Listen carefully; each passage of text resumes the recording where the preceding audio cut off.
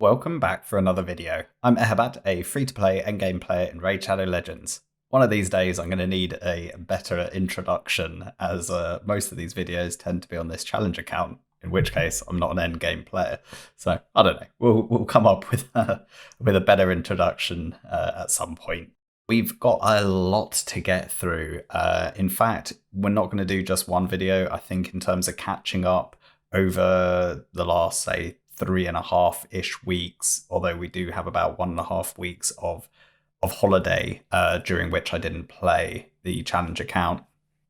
Even so, there's a lot of catch up to be done, so I think it's going to be split into two videos. This first video, I'll pick up from where we left off in the last episode up to the end of CVC nearly 2 weeks ago, which is when I kind of took the time off. So we'll go up to the end of that, which covers the rest of the fusion and then that CVC.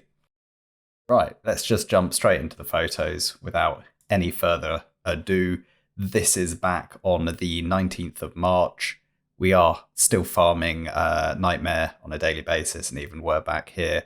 Sometimes I do 3-key Nightmare and I'm able to put a key into Brutal and get a chest there, basically. And I'm including the clan boss chests where I pick up shards, just so you can kind of keep an eye on where all the resources that we get on the account are coming from, and basically just follow through the progress and the evolution of the account with me. On that same day, managed to buy the tag team arena energy. So 19th of March, I think that was probably a Sunday, based on when I used to be buying the tag team energy refill. Progress missions at that point, doing the stage 15 of the Spirit Keep, rolling into the 6-star ascension, where we've finally managed to be able to ascend High Katoon to 6-star on the Spirit 1. That gives us the next progress mission. And then we have another clan boss chest giving us another ancient shard. We're then able to get the Doom Priest to 6-star. There was a champion training going on during this time. I presume it was one that had a legendary book, but we're going back so far now. It's kind of hard to keep track. Hopefully we won't end up in another situation like this going forward.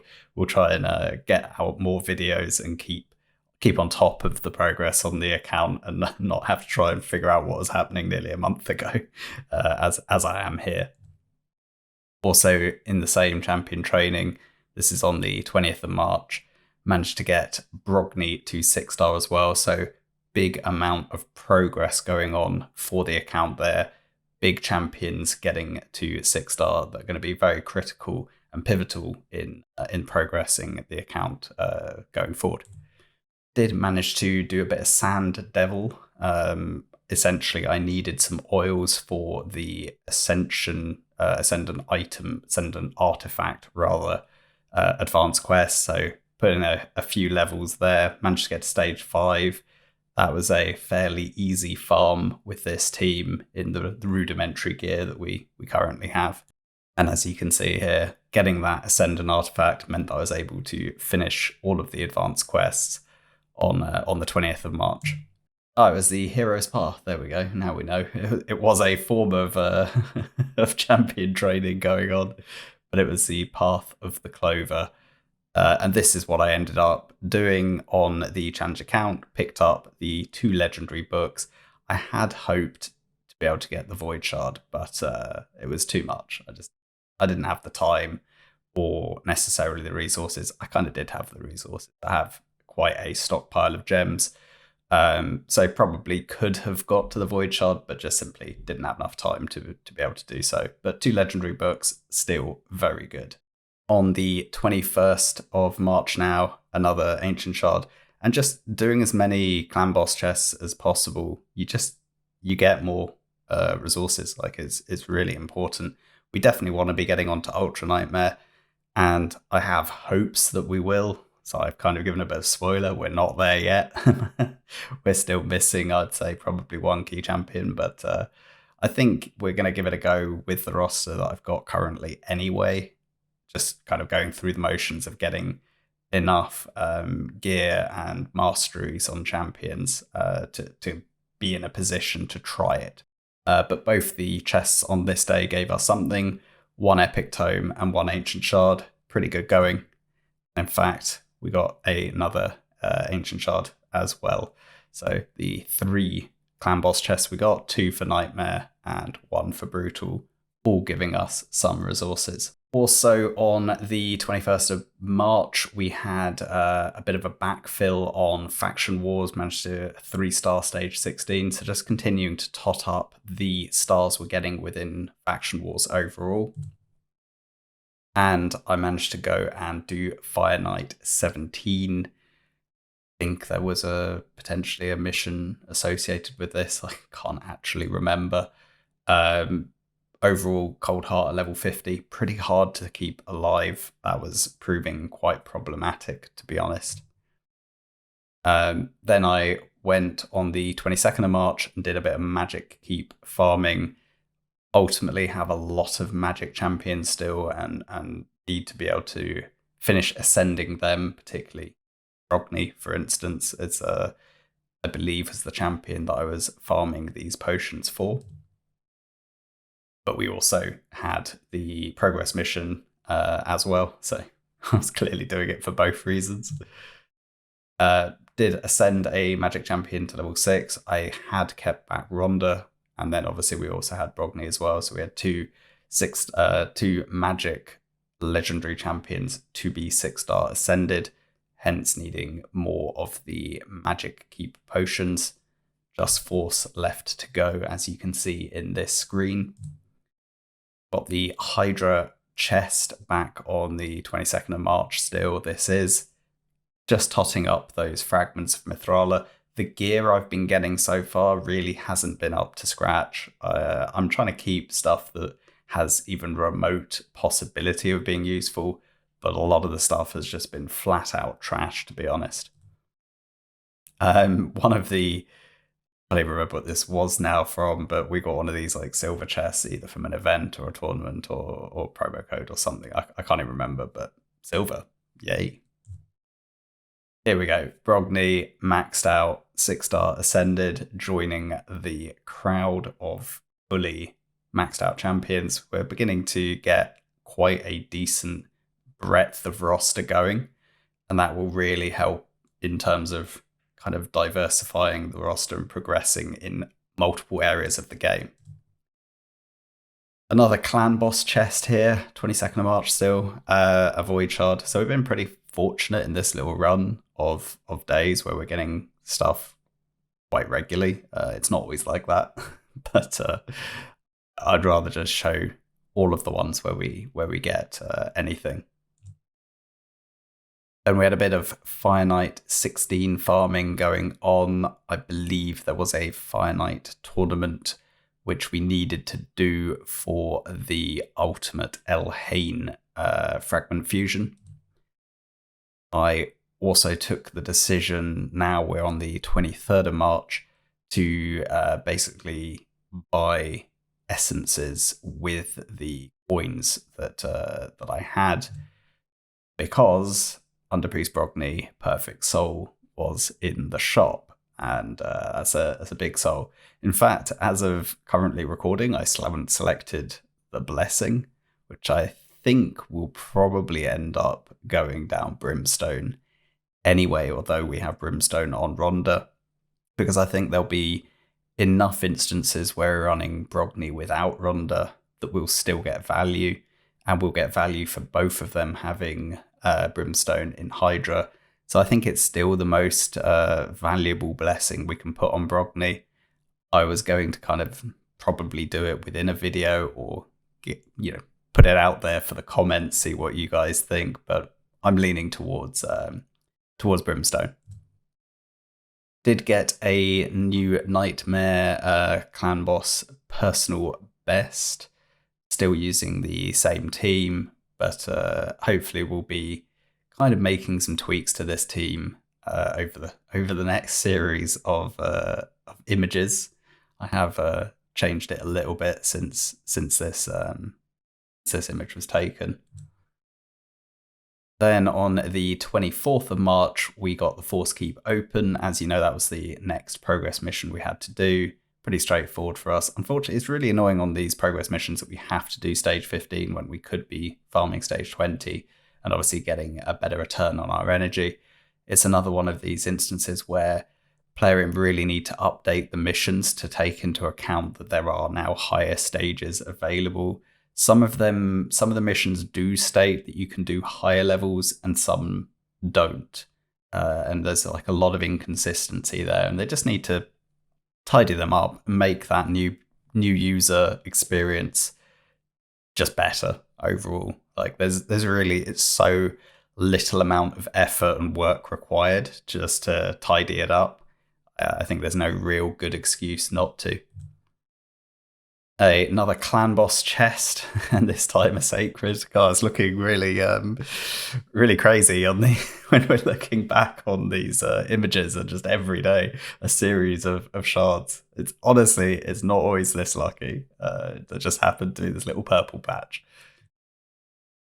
Okay, yeah, two sacreds in the same day. I'll stop talking about luck now at this point. Anyway, the Force Keep mission done. That's another Void Shard from the Progress mission. And then send a Force Champion to 6-star. We have that Doom Priest ready. And here you go. You can see we are now ascending the Doom Priest to 6-star as well. So we're just continuing to get this Progress missions done, work our way towards Arbiter. Void Keep up next, so obviously have to wait until Sunday for that. I then decided we should build out Brogni, so I tried to kind of work out a rough level of stats that would be usable for him. I kind of was playing around with what the gear can do, and once I found some thresholds of like effective HP, a reasonable speed, not a fantastic speed, and enough accuracy, I then wanted to pump a little bit of attack just to get a slightly larger growth of shield. And because Brogni can do reasonable damage if built with some damage, particularly for like endgame clan boss kind of compositions. And yeah, so basically I was putting him in a bolster set, trying to eke out the best overall build that I could. This seemed to be kind of the best overall direction to take it, and I made like small tweaks just to make it work. And here you can see the build before glyphs, and then yeah, that's basically what I ended up equipping him with. So I didn't use the helm that the optimizer had suggested, which was on my War Maiden. I found an equivalent one, which was on Armiger. Meant that I didn't have to break a build that I was using in quite a lot of content, and gave a similar overall kind of quality of build. Still room to grow. All the accessories aren't fully ranked up. The shield's not ranked up. The weapon's not ranked up. No glyphs are used. So there's plenty of scope to grow this build. And if we get more better gear in the future, we might move them out of the bolster set. But for now, it's pretty useful to have a champion in a bolster set. Brogni can kind of stay alive. We've got that nice regen effect going on. Plus, obviously, Brogni benefits a lot from the initial shield. So it works nicely. Managed to do Dwarf stage 10. And just only a 1-star, but still a little bit of progress on the Dwarf faction crypt. Managed to do stage 7 as a 3-star, so just went back and filled in some extra stars. Stage 8, also a 3-star backfill.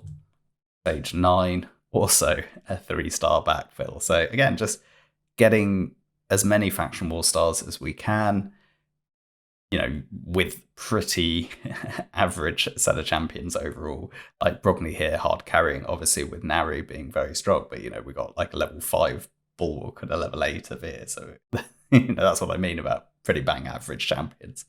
Got 2 good ones, 1 excellent one average one, and then just some filler. Stage 10 did manage to get the 3-star, just going in, manualing it, and making sure that we have the abilities on off cooldown that we need at the right time, using the bolster set plus Brogni's A3 to keep everyone else alive with the big shields, Nari with the provoke and the AoE damage, plus actually, as you can see, Brogni doing the majority of the damage, in fact, be it through HP burn, the AoE hit on the A2, etc. Managed to 3-star stage 11 as well, and 1-star stage 12. I think this was pretty much as far as I was able to get. Then the Bulwark and Avir, basically, they can't stay alive. They have no gear, so they have no defense. So they do get hit quite hard. Then on the 25th of March, I got the essences from the side reward. Didn't quite get enough points to get the 4-star chicken. Would have liked to, but also in a pretty good position to finish 4th with 3 hours to go, and that will give an extra 75 gems. Pretty happy to finish anywhere getting gems or energy in these tournaments. Ideally, yes, you'd be fighting for first place to get that 6-star legendary, but we're in bronze 1, so realistically, that isn't going to happen. But we can at least try and get something for our time, some resources back, get the gems, get the energy, and just move on. Another clan boss chest here, 25th of March, as I mentioned, now an Ancient Shard. And then Doom Tower Floor Hard 1. This is on Doom Tower 3 rotation. Managed to get the first floor done, get 125 energy. It was a pretty tricky slog, to be honest. It was not an easy floor to beat, but it was nice to have even just beaten the first floor on Doom Tower Hard, particularly when there's an energy node there that we can obviously reinvest straight away. Energy bonus on the 26th of March, get the 500 energy Bonanza. Then Void Keep mission here. This is now on the Sunday. Managed to do the Void Keep 15 times, and then we have the send a Void Champion to 6-star Ascension, which we had the Genbo ready. Here you can see Genbo getting the 6-star Ascension treatment. That then gets us another mission done, and we're clean all the way through to the 200 classic arena battles, which will take quite some time, as we can pretty much only beat the single-man defenses, and we don't have the time to be refreshing all the time during the day. So we'll probably get like 10 or 20 fights done a day maximum. So, 200 fights is going to take at least 10 days, if not more. So, it's going to be a bit of a slog, but we'll get it done. On the 26th, we got another Ancient Shard. And on the 27th, confirmation that the fusion was done. We do have Supreme Elhain currently in the summoning portal. Haven't summoned her yet. We could either summon her in a PRCVC, or more likely use her in a champion chase during a fusion or a fragment fusion that we want to complete, and use as few shards as possible. As we're not currently farming Ultra Nightmare, we are quite shard starved, so having champions that you can summon from the portal, get those points, is a really efficient way of completing fusions that you might otherwise not be able to do. So we have Supreme Elhain there in the back pocket, ready to be summoned when there's an opportune moment. I then went and bought the rest of the essences, which means there was something else worth buying in the market. And it's the Chronum Perfect Soul. So all 3 of our 6-star legendaries, Chronum, Brogni, and Rhonda, we have the 1-star soul for all of them. Funnily enough, Cronum, much like Brogni, I still haven't selected the blessing itself. Again, I probably will just end up going for Brimstone on all three of them because it is just the best value. The others just aren't that great overall. So I think that's probably the direction I'll go. But I did want to put it in a video and get people's opinions on it and just try and create a little bit more interaction with the audience on this challenge series. Weekly arena chest. So this is Monday, the 27th of March. As mentioned, we got another void shard, 70 gems, and if I remember correctly, all the gear was trash. So it's kind of the gear's irrelevant. Clan boss chest, another ancient shard, just totting them up. I mean, the reality is, if you do get double nightmare chests, you are going to get a good number of shards and books each month.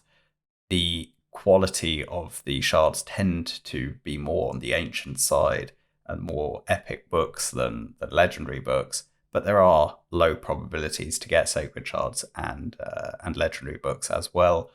You just have to keep on farming, try and get it done every day, get the double chests, and the resources, they will come. The reality is we just want to be saving as many of them as possible and make sure we use them at the right time to maximize our chances of getting, account changing champions back. Then we got Deacon to 6-star. So another 6-star champion. You can see in this series, or in this update, we've actually managed to get quite a number of new 6-star champions. So the rate at which we're able to level up champions has definitely picked up. We're involved in more parts of the game. We're getting energy from more areas, energy return through places like Doom Tower, through Tag Team, and from being able to consistently complete all the quests, including the advanced quests. Most days I can beat a faction war boss if required. So, we're in a better position. We can ascend artifacts as well if needed. So we're in a good position to be able to consistently get all the resources available to us. And that was all for a champion training event. You can see a few hours remaining, scraped over the threshold for the legendary book by 18 points. That's kind of the way I like to do it. Don't want to over exert ourselves too much. The absolute minimum you can possibly do to get the top reward, or the reward that you're after, is the efficient way to do it. This was now in CVC, I believe, 28th of March. We're now booking the Deacon that we've just 6-star ascended. As you can see, the first 6 books all went in the A1, so we did end up fully booking Deacon thereafter. Not great booking RNG, although the A1 being booked out is no bad thing with the leech on the A1. Then also went and got the 6-star Ascension done at the same time, and then in the market got the Cold Heart Perfect Soul, who is yet another champion that I have not picked the blessing yet for. It will almost certainly be Phantom Touch, but again, wanted to put it out there in the comment section. What do you guys think? I think Phantom Touch, but if anyone else has any opinion otherwise, please do share it and give a rationale as to why you would go down a different path. Dwarf Crypt back there, stage 13 now done as a 1-star clear. I'm pretty sure we can't do stage 14, but let's see what the next image is.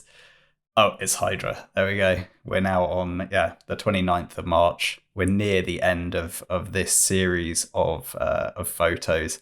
It's already quite a long catch-up video. Yeah, pretty long.